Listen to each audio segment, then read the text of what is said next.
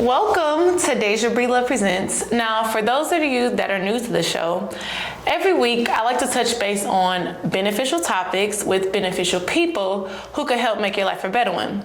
So, my guest today is a really good friend of mine who goes by the name of Sparkle. You may know her because I co-host with her on our radio show, The Champagne Party, for those of you that are familiar with that. Now, she's very humble, but also super inspiring, which is why I wanted to bring her on the show today so we can hear all about her journey and all the amazing things that she's accomplished so far. So, Sparkle, good to see you, girl. Good to see you. Thank you for having me. Yeah, thank you for coming on. I'm loving this green. Like, this whole fit is just fire. I was having a little malfunctions earlier, but I think we got it together. Right, she's always coming with the fits. I'm like, Lord, this girl. Okay, so good to see you. Now, for those who are not familiar, as you know, me and you've been friends for probably about like 6-7 years now. I think it's been probably about 7 years. I know you as Felicia, but Hollywood knows you as Sparkle. So first, tell us, where did the name Sparkle come about? There's a couple different places where it came from. A lot of people are like, well, is that your stage name? No, it has nothing to do with dancing on stage. When I was younger, my dad used to say the sparkle in his eye. Aww. And then I also love the movie. I love old school movies. My mom always told me, you was born, you should have been born in the 60s or 70s. That's how you act. I love like old school movies though, like Diana Ross, and then the movie Sparkle. Like I kind of like identify with the character. She was real soft-spoken and I loved it. So then I was like, you know what? And people just start calling me Sparkle. So I was like, okay, I'm gonna go with it then. So you just been Sparkle ever since? Yeah. I love it. Okay, now, you are not a person who normally shares a lot of things. Now, unless the person's close to you, you're a pretty private person, which is, again, why I want to bring you on the show today. So, there's a lot of different things that people don't know, but you are a host, you're an actress, which we'll also get into later. So tell us, with those who don't know, everything that you do. I produce the show that we both are on, Champagne Party. You know, y'all can watch that on all platforms, bloop, bloop, bloop. I also produce comedy shows.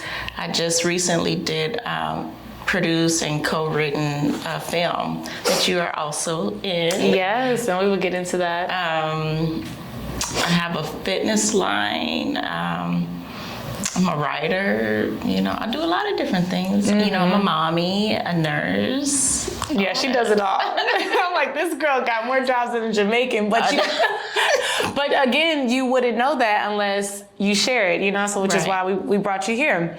Okay, so as we said, you're the creator of the radio show, The Champagne Party, which started when? About 2017 is when it was like actually set, where I, you know, started building the business, and then I was on the hunt looking for co-hosts for the show, and I wanted each one of the girls to be different, and that's exactly what we got. Each one has different personalities.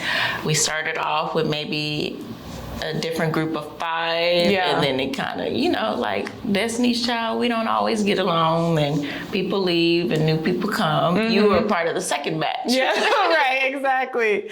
Now, I was going to say, speaking of the 5 girls, what was it like choosing which girl, how was it choosing which girls to kind of be a part of the show? Because I know having women, especially all different types and all different personalities, can be a little bit difficult, especially being in one group. So what were you looking for when you did that, or how was that process? It was really easy. I would go out networking and just meeting different people all the time.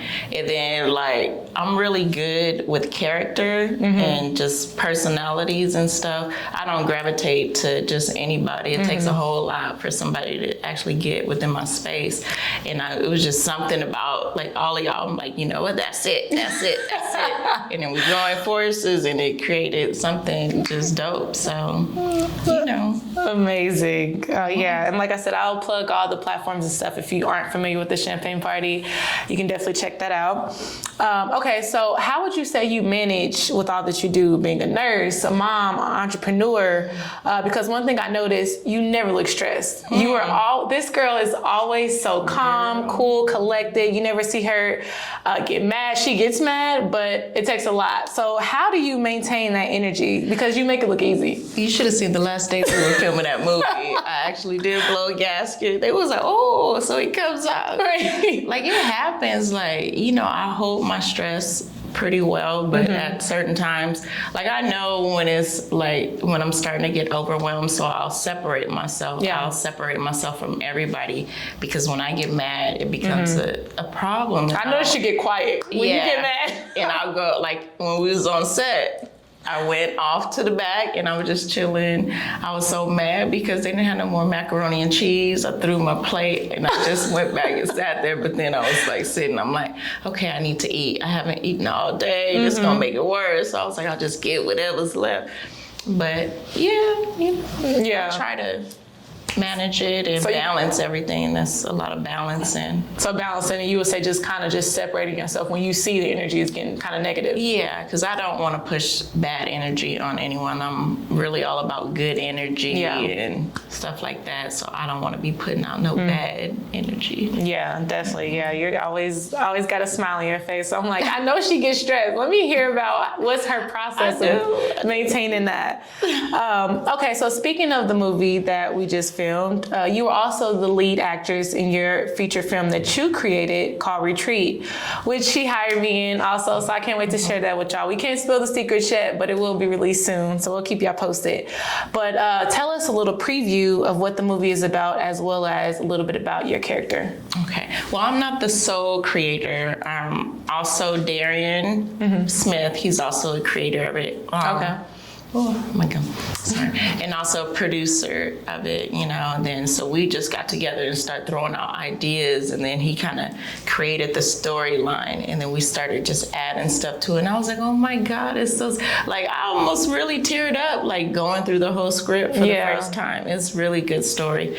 But I play a character, Olivia, in the story, and, you know, things happen. It's a sweet story, you know. I throw out a few tears during the movie and stuff, you know. So it's more like a romance. It's a romantic comedy. Romantic comedy. Nice. Yeah, so. Okay, and when can we expect to see everything?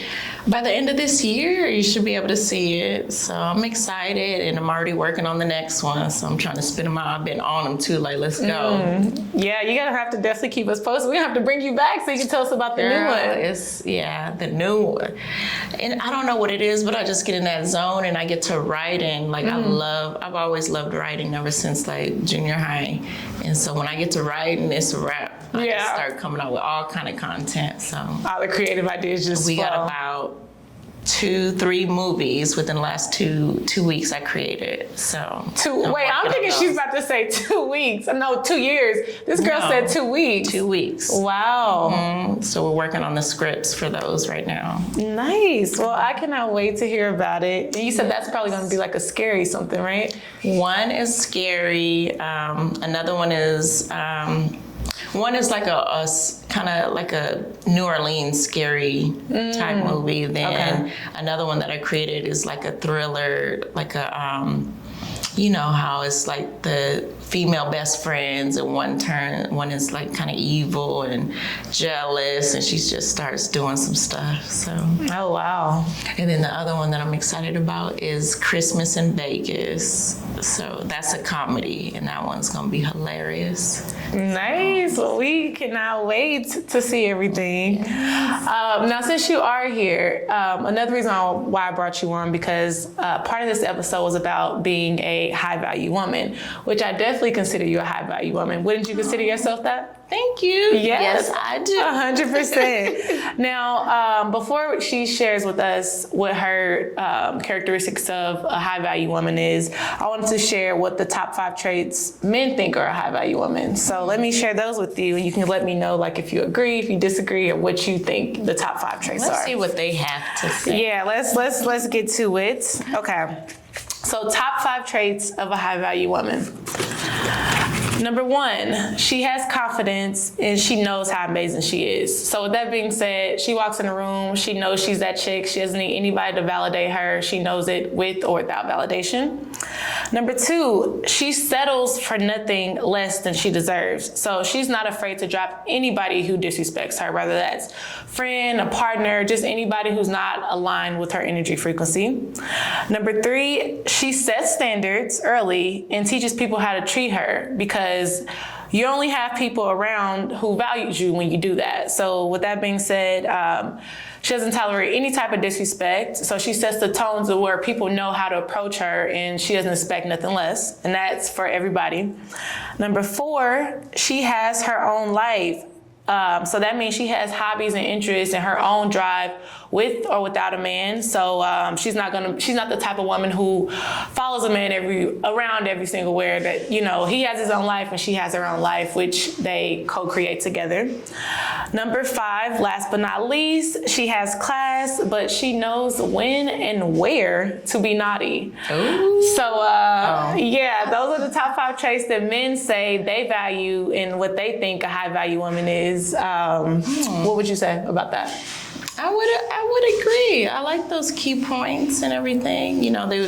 It's a woman that is self-sufficient. She can, conduct herself and everything around her on her own, Mm-hmm. But, she's also a team player. So that's a high value woman. Some women, they can't work well with others. Yeah, that's a big really one. Not good. You want to make sure you always need it. Well, not always, but it's more value when you have a team. You can get more things done. You can, And everybody has a different position, and we can all bring that together, exactly. To build that empire. You can build something greater with a team. Yeah, so, I agree with that. Okay. It's important, but you got to be self-sufficient. Yeah. So you got to have your own life and your own drive. Right. Not just chasing after the man's success. No. Okay. So if you could leave any future entrepreneurs, business owners, anybody that's trying to be successful with any piece of advice, what would you say? I would say, you have to have a plan. Everything starts with a plan. Don't just wake up and think you can do something. Write it out and visualize it. Get your vision board. Vision boards are good. Yes. And then just, focus, get to that goal. Be 100%. There will be some people that will tell you no, but you just keep going until you get that yes. And just surround yourself with positive people. You don't want a group full of negative, because you will end up nowhere. Yeah. And understand you can't bring everybody with you. Not everybody's built for it. They don't have the same visions as you do. So, you can't take everybody with you. Yeah, that's true. You can't take everybody with you, Keep it going. Keep it going. Mm-hmm. I like that. Okay, so tell everybody before you leave us, where is the best place to reach Miss Sparkle? You can reach me on Instagram or email. My Instagram is Madam Sparkle, MADAMSPARKLE. And then also the Champagne Party LA Instagram, champagnepartyla@gmail. You can reach me. Inquiries, we're looking for guests and just new opportunities, all kind of stuff. Nice. And like I said, I will attach all the information at the bottom of the screen so you can follow, like, subscribe. Now the Champagne Party, it gets a little wild on there. It's completely different, but it's fun. It's raw. We keep it real on there. So that's another platform. Like I said, I will attach so you guys can check us out on there. And that wraps it up today for DAISHA BREEDLOVE Presents. And I will see you next week with another juicy episode and another inspiring guest. See you then. Ciao.